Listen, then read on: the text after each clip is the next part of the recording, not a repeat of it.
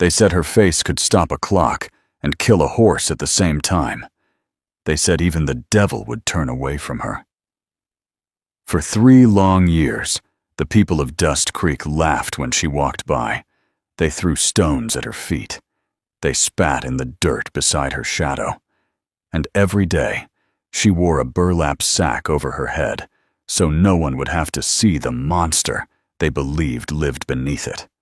On October 12, 1884, the sun burned hot over the Montana Territory. Dust Creek looked like any other small western town, with wooden boardwalks, a crooked saloon, a bank that stood proud in the center, and a church that leaned slightly to one side from years of wind. But there was something rotten in that town, something that showed itself every afternoon, like a cruel show put on for sport. In front of Jediah's saloon, a young woman knelt on her hands and knees scrubbing the wooden boards with gray soap water. Her dress was rough cotton, faded and stained from work. Her hands were cracked and red, but no one looked at her hands. No one looked at her dress. Every eye fixed on the sack tied tight around her head. The burlap was old and dirty. 2 rough holes were cut for eyes. A small slit allowed her to breathe. The twine around her neck rubbed her skin raw. "Move faster, sackface!"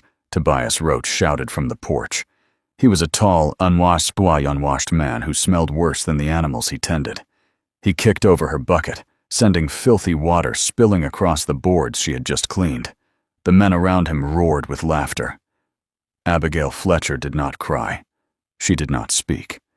She picked up the bucket, refilled it, and began again. Inside the sack, at her breath came heavy and hot. The air smelled of old cloth and fear. She was 24 years old, though grief had made her feel much older. She had worn the sack for 3 years, ever since the fire. 3 years earlier, the orphanage on the edge of town had burned in the middle of the night. Flames had swallowed the wooden building while children screamed inside. The town needed someone to blame. Clayton Hayes, the richest man in Dust Creek, said he saw Abigail near the building with a lantern. He said her face had been burned so badly that it would frighten children for life. He told the town he had shown her mercy by allowing her to work off the damage, as long as she kept her face covered. The town believed him. It was easier that way. "Witch," Tobias muttered as he stepped down from the porch, but his spur pressed into the back of Abigail's calf. She gasped and curled inward to protect herself. The laughter grew louder. Then it stopped. The silence moved down the street like a cold wind. A horse approached from the far end of town. It was a massive animal, taller than any in Dust Creek. Its coat was dark and glossy. The rider sat high in the saddle, broad-shouldered and still. Elias Conincaid had come down from the mountains. People in Dust Creek knew the name. They spoke it in low voices. He lived alone in a cabin high in the peaks, trading furs twice a year. Some said he had tracked a cougar with a broken leg. Others said he had fought off a grizzly with nothing but a knife. He was not a man who feared much. He pulled his horse to a stop in front of the saloon. The animal stamped once, hard enough to shake the boards. Elias did not look at Tobias. He did not look at the men laughing. His eyes rested on the woman kneeling in the dirt, with a sack on her head. "Get up," he said. His voice was deep and steady. It was not loud, but it carried. Tobias stepped forward. "She's working, mountain man. That's the town freak." Elias slowly turned his head toward Tobias. His eyes were gray like winter stone. "I wasn't talking to you." He looked back at Abigail. "I said get up." Abigail rose slowly. She held the rag close to her chest. Through the small eye holes, she saw only a tall shadow blocking the sun. Elias flipped a silver dollar toward her. It landed in the dirt at her feet. "Water my horse." A murmur spread through the crowd. A silver dollar was more money than she had touched in years. She can't touch that horse, Jediah barked from the doorway. She's cursed. Elias swung down from the saddle. He landed softly for a man his size. If she can scrub your floors, she can hold a rein, he said. His hand rested lightly on the handle of the large knife at his hip. And if another man speaks to her while she works, he'll wish he hadn't. No one answered. Abigail bent and picked up the coin. It felt heavy and real in her palm. She led the horse to the trough. The animal did not shy away from her. It lowered its head and drank calmly. From the window of the bank across the street, Clayton Hayes watched. His sharp eyes narrowed. He did not like losing control. That night, the saloon was loud with music and smoke. Elias sat alone in a corner with his back to the wall. A glass of whiskey rested untouched in front of him. Every few minutes, Abigail entered through the back door, carrying crates or coal. Jediah shouted at her. Once he shoved her hard enough that she stumbled. Elias watched. When Abigail dropped a heavy keg and fell to her knees, Jediah raised his hand to strike her. He never finished the motion. Elias caught his wrist mid-air. "Let her be," Elias said quietly. "This is town business," Jediah snapped. "She's paying a debt." "Debt?" Elias asked. Clayton Hayes stepped forward from the shadows. He wore a fine suit and a gold watch chain. "She owes $5,000 for burning down the orphanage," Clayton said smoothly. "She works until it's paid." Elias looked at Abigail. He saw bruises on her arms. He saw the raw skin around her neck. "5,000, Elias repeated. "That's right," Clayton said with a smile. Elias reached into his coat and pulled out a leather pouch. He emptied it onto a table.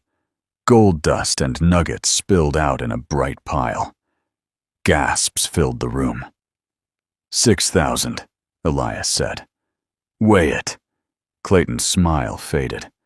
"I'm buying her debt," Elias continued. "She leaves with me." "You can't," Jediah protested. "She's a monster." Elias walked to Abigail and knelt before her. He did not touch the sack. He took her hand instead. "Stand up," he said softly. She did. "She comes with me at first light," Elias told the room. "Anyone tries to stop us will regret it." Outside, under the cool night sky, Abigail finally spoke to him. "Why?" she whispered.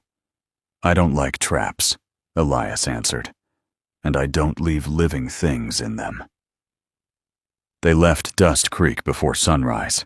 The journey into the mountains lasted 3 days, but the land rose slowly from dry valley to pine-covered hills. The air grew colder and cleaner. Abigail kept the sack on at all times. Even when they stopped by streams, she turned her back before lifting the cloth to drink. Elias did not try to see her face. On the second night, they sat by a small fire. "Why did you really pay for me?" she asked. Elias stared into the flames. "Did you start the fire?" he asked. "No," she said. "I woke to smoke. Clayton was outside watching. After, he showed me a mirror. My face was ruined, melted. He said the town would never survive seeing it." "When was the last time you looked in a mirror?" Elias asked. 3 years ago." He nodded slowly. The next afternoon they reached his cabin. It stood on a ledge high above the valley. Snow touched the distant peaks. For the first time in years, Abigail felt quiet around her. Days passed. She cooked and cleaned. Elias hunted and chopped wood. He brought her wildflowers and left them on the table without comment. One night, as snow fell outside, Elias looked at her across the fire. "It's hot in here," he said gently. "You can take it off." "I can't," she whispered. "You'll hate me." "I've seen worse than any face," he replied. "Nothing under that sack will scare me." Her hands trembled as they moved to the twine at her neck. She loosened the knot. The twine fell away. She lifted the sack slightly, exposing her chin to the firelight. Then the cabin door exploded inward. A rifle shot cracked through the air. Elias fell backward, blood spreading across his shoulder. 3 armed men rushed inside. Abigail screamed as one of them struck her to the floor. Silas Vane stepped forward, rifle in hand. "Mr. Hayes wants his property back," he said with a cruel grin. Flames began to rise in the corner as oil soaked into the floor. They dragged Abigail into the snow. Inside the burning cabin, Elias lay bleeding on the floor. And as the fire climbed the walls around him, the mountain man opened his eyes. He was not dead yet. The fire swallowed the cabin in a roar of orange and black. Sparks flew into the blizzard like angry stars. Elias lay half buried in the snow a few yards from the door, his shoulder burning and freezing at the same time. Every breath cut like a knife in his chest. For a moment, he let himself close his eyes. He saw Abigail standing on the platform in Dust Creek, with stones flying at her feet. He saw her lifting the sack just enough to drink water. He saw her hands shaking as she loosened the twine. Then he saw Silas Vane's grin. Elias forced his eyes open. The storm howled around him. The men were gone. Abigail was gone. He rolled onto his side and screamed as pain shot through his shoulder. The bullet had torn through muscle and bone. Blood soaked his buckskin coat and froze at the edges. "Get up," he growled to himself. He dragged his body across the snow until he reached a low rock shelf that blocked the wind. Yet he pressed his back against it and used his teeth to rip a strip from his shirt. With shaking fingers, he packed snow against the wound to slow the bleeding, then tied the cloth tight around his shoulder. His vision blurred, but he did not faint. Elias Conincaid had buried a brother in these mountains. He had survived avalanches and hunger and fever. He would survive this. He pushed himself to his feet. The wind had nearly erased the tracks, but he knew the path down the southern ridge. Silas would not risk another route in a storm like this. They would take the mule and ride hard for Dust Creek. Elias began to walk. Each step felt like stepping on broken glass. His left arm hung useless. Snow stung his face, but anger kept him moving. Not loud anger, not wild anger. A cold, steady anger that burned deep. They had taken her back to the cage. They had set fire to the only home she had known without fear. They had called her property. The storm lasted 2 days. Silas and his men rode hard, but they did not show kindness. At night, they tied Abigail to a tree and left her outside the tent. The burlap sack froze stiff around her face. Her wrists bled where the rope bit into her skin.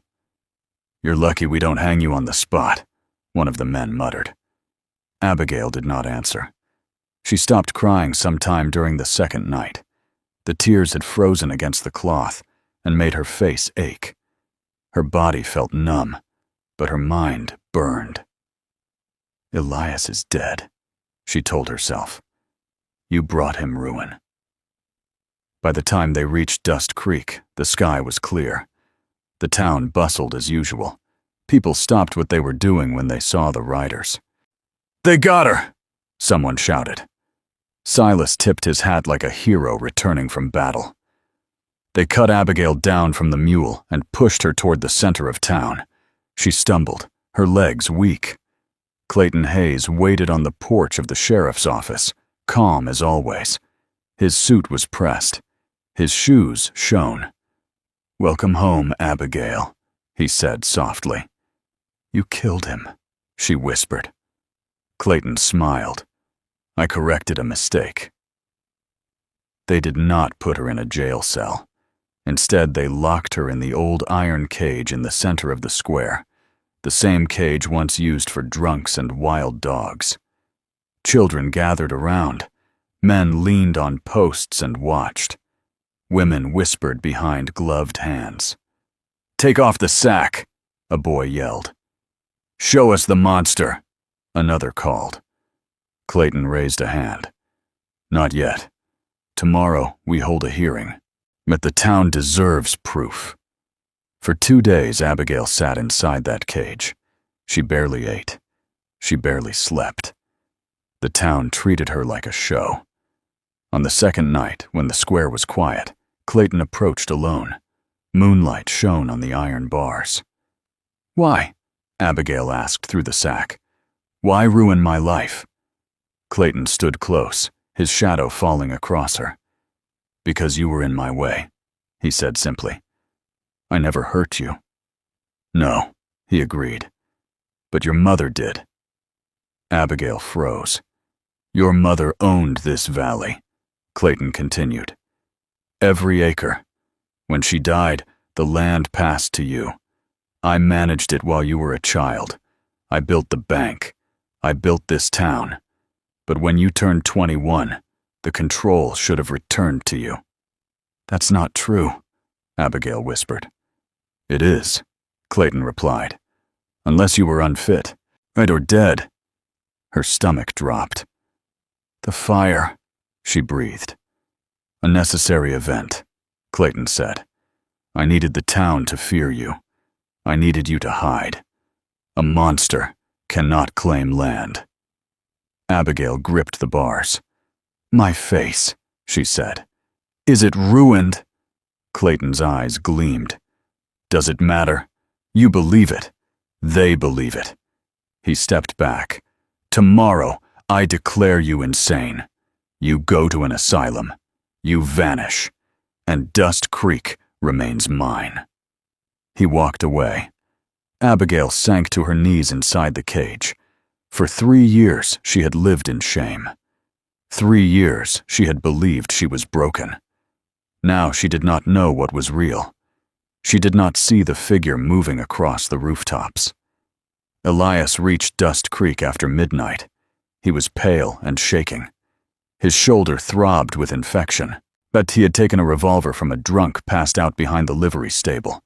5 bullets remained in the chamber. He saw the cage. He saw Abigail curled inside. Something inside him went still. He needed chaos. The dry goods store stood near the bank. Barrels of kerosene lined the back wall. Elias slipped inside, smashed a lantern against the wood, and stepped away as flames climbed fast. Sunday morning arrived with smoke already hanging in the air. The church bells rang. A platform had been built beside the cage. The whole town gathered. Men stood shoulder to shoulder. Women clutched their children. Clayton Hayes stepped onto the platform holding a Bible. "Citizens of Dust Creek," he called, "we gather to deal with a danger among us." Deputies dragged Abigail from the cage. She stumbled up the steps. "He removed the covering," Clayton ordered. Silas grabbed her arms. The sheriff reached for the twine. An explosion shook the square. The dry goods store burst into flame. Glass shattered outward. Horses screamed and broke loose. People turned in panic.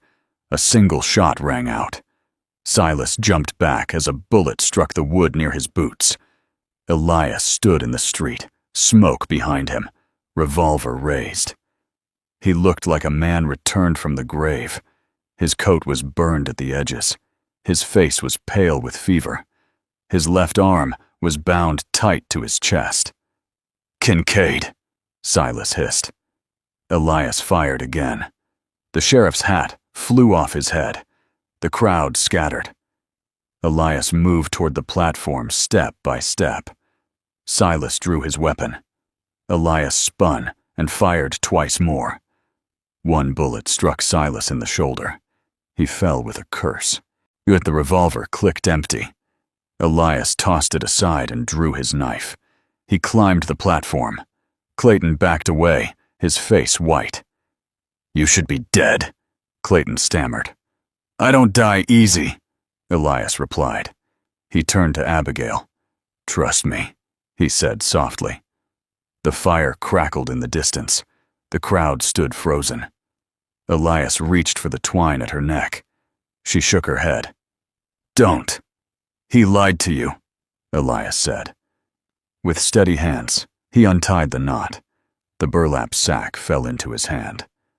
The town held its breath. The burlap sack slipped from Abigail's head and landed softly on the wooden boards of the platform. For a long moment, no one spoke. The fire from the dry goods store crackled in the distance. Smoke drifted across the square. Horses stamped and snorted. But on that platform, the world felt still. Abigail kept her eyes closed. She waited for gasps of horror. She waited for someone to shout, "Monster!" She waited for Elias to step back. Nothing came. "Open your eyes," Elias said gently. His voice was not afraid. It was not shaken. It was warm. Slowly, Abigail opened her eyes. She saw Elias first. He was pale from blood loss, sweat beading on his brow. But he was smiling. Not a forced smile, not a cruel one, a soft one. "Look," he whispered. He pulled a small metal mirror from his pocket. It was scratched and simple, as the kind a man used to shave. He held it up in front of her face. Abigail looked. She saw smooth, pale skin. She saw high cheekbones. She saw a small, straight nose. She saw blue eyes wide with shock. There were no scars, no melted flesh, no twisted skin. She touched her cheek with trembling fingers. Warm skin met her touch. "I'm not," she whispered. "I'm not ruined." "No," Elias said. "You never were." A wave moved through the crowd. Women covered their mouths. Men stared at the ground. The children stopped whispering. They had mocked a beautiful young woman for 3 years because they had been told to. Elias turned toward the townspeople. "Look at her," he called out. "Look at what you did." No one answered. Elias stepped toward Clayton Hayes. The banker was backing away, panic rising in his eyes. "She owns this valley," Elias said loudly. "The land, the water, the bank you stand in." Murmurs rippled through the crowd. Clayton shook his head. "Lies. He's delirious." "You set the fire," Abigail said, her voice stronger now. "You told them I was burned. You made me hide." Clayton's face tightened. "You have no proof." "The proof is in the deed," Elias replied, "and in your fear." The sheriff looked from Clayton to the crowd. The fire burned higher behind them. People were whispering now, anger mixing with shame. Clayton made a sudden move toward the edge of the platform, but Elias caught him by the collar with his good hand. "Run," Elias said quietly. "See how far you get." Clayton struggled, but he was no match for a man who had fought bears and survived storms. The sheriff stepped forward slowly. "Clayton Hayes," he said, voice unsteady. "You are under arrest for fraud and arson." The iron cuffs snapped shut around Clayton's wrists. The crowd parted as he was led away. Abigail stood in the center of the platform, with wind moving through her hair for the first time in 3 years. She took a deep breath. It felt like freedom. Then Elias swayed. The anger that had held him upright drained away. His knees buckled. Abigail caught him before he hit the ground. "I've got you," she whispered. He tried to smile. "You see now," he murmured. "You were never the monster." The town doctor pushed through the crowd with his bag. "Move aside," he barked. "He's losing blood." They carried Elias to the hotel. Abigail walked beside him, holding his hand the whole way. For 4 days, Elias drifted in and out of fever. The bullet wound had grown infected from the storm and the fire. His skin burned hot, then turned cold. Abigail never left his side. She wiped his forehead. She held a cup of water to his lips. She whispered to him when the nightmares came. Outside the hotel room, baskets of food and flowers began to pile up. Letters of apology were slipped under the door. Abigail did not read them. On the 5th morning, Elias opened his eyes clear and steady. "You're still here," he said softly. "Where else would I be?" she answered. He tried to sit up, wincing as his shoulder protested. "You own half this town," he said. "You could be anywhere." Abigail looked out the window at Dust Creek. People walked carefully now. They avoided looking up at her window. "They don't love me," she said quietly. "They fear losing what I own." Elias nodded. "No, that's how towns like this work." She turned back to him. "I don't want it," she said. "You don't want what?" "The bank, the buildings, the power." Elias studied her face. In the sunlight, she looked even more striking than before, but there was strength there too. "What do you want?" he asked. She smiled faintly. "I want the wind," she said, "and the quiet." The legal papers were brought from Helena within the week. Lawyers in fine coats filled the bank office. Deeds were signed. Titles were transferred. Abigail Fletcher became the legal owner of the Northern Valley. Her first order was simple. "Rebuild the orphanage," she said. "Brick walls this time, with books and gardens." The lawyer nodded eagerly. "And sell the rest," she continued. The man blinked. "Sell?" "The saloon, the extra land, the rental houses. Put the money into a trust for the children and for widows." The lawyer stared in disbelief. "You're giving away a fortune." "I never wanted a fortune," she replied. That evening she returned to the hotel room to find Elias packing his saddlebag. "You're leaving," she said. He did not look at her. "My work is done," he said. "You have your life back." "And you?" she asked. "I belong in the mountains." He lifted his pack with one hand and walked toward the door. "Elias," she said sharply. He stopped. "You told me you don't leave things in traps." He turned slowly. "I am in a trap right now," she continued. "This town is just another cage, a nicer one, but still a cage." He watched her carefully. "I don't want silk dresses," she said. "I don't want bank meetings. I want mornings that smell like pine." Elias stepped closer. "It's a hard life," he warned. "Cold winters, no comfort." "I had no comfort in a cage," she replied. "At least in the mountains, I can breathe." He dropped his pack. "You're sure?" he asked. She stepped forward and placed her hand against his chest. "I want to be where someone sees me," she said. "Not as a monster, not as a landowner, just as me." Elias lowered his forehead to hers. They left Dust Creek before dawn. No speeches, no goodbyes. The deed for the new orphanage rested on the hotel desk. The town woke to find them gone. Clayton Hayes was convicted within months. Witnesses came forward. Accounts were uncovered. The fire at the orphanage was proven to be set with oil from his own storehouse. He died in prison 2 years later, bitter and forgotten. Dust Creek did not last long after that. The railroad bypassed it, yet businesses closed. The saloon roof collapsed one winter. The bank windows shattered and were never repaired.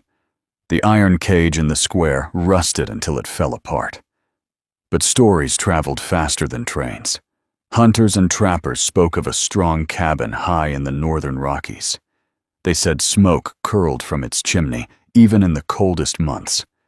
They said a man with a limp guarded the trails with sharp eyes and steady aim. And they spoke of the woman beside him. They said she rode with her hair loose in the wind.